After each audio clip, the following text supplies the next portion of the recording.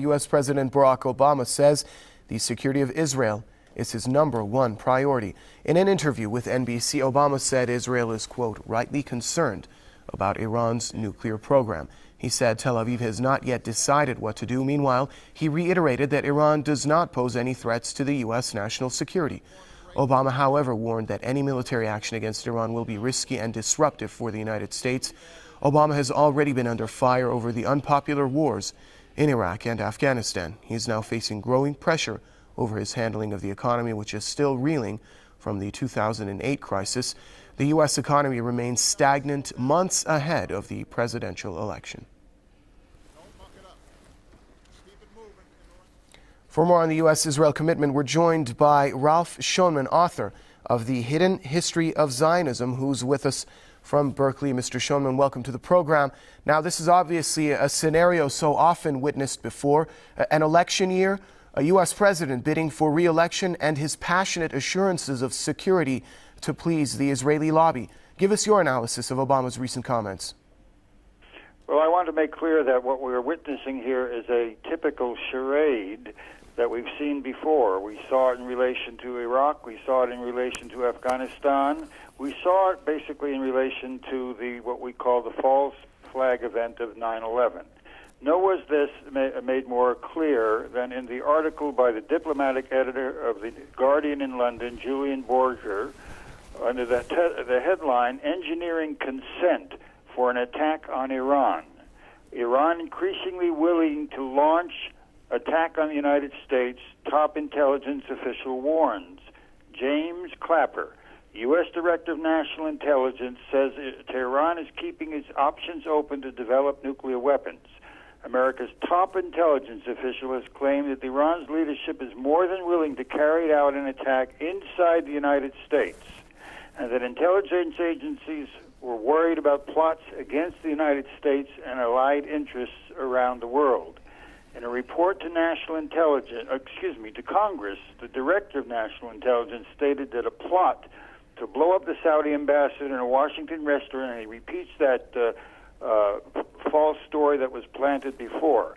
The point about this is that the pretext on the part of the United States that it is not itself intending to attack Iran, but if Iran responds to an Israeli attack, the United States will immediately join with Israel in responding to Iran with military action. That is the pretext, the charade. The United States is fully targeting Iran in an election year, as you say, but in particular with respect to the crisis of capitalism on a global scale, with which the U.S. rulers always respond with war and more war. That's what's going on here. And it's very well understood by the mainstream press. You'll find that the USS Abraham Lincoln remains stationed in the Straits of Hormuz. That Stratfor's latest naval update map shows that the USS Lincoln has not moved from its position, having transited the Straits almost 2 weeks ago.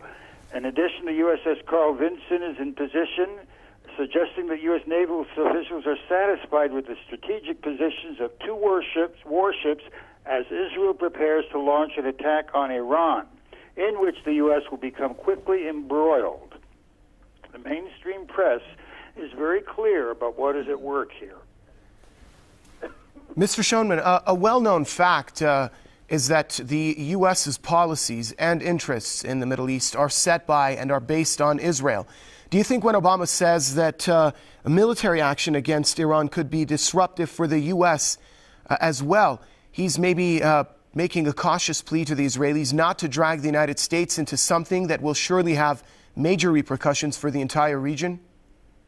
Well, I would like to point out that the Israeli state is an instrument of imperial rule, integrally related to American imperial objectives in the region, installed in the Middle East, created in the Middle East by U.S. imperialism, sustained militarily and financially from its inception as an attack dog to undermine the capacity of peoples in the region to resist imperial occupation, subjugation, sequestering of their resources, and dismantling of independent governments throughout the region.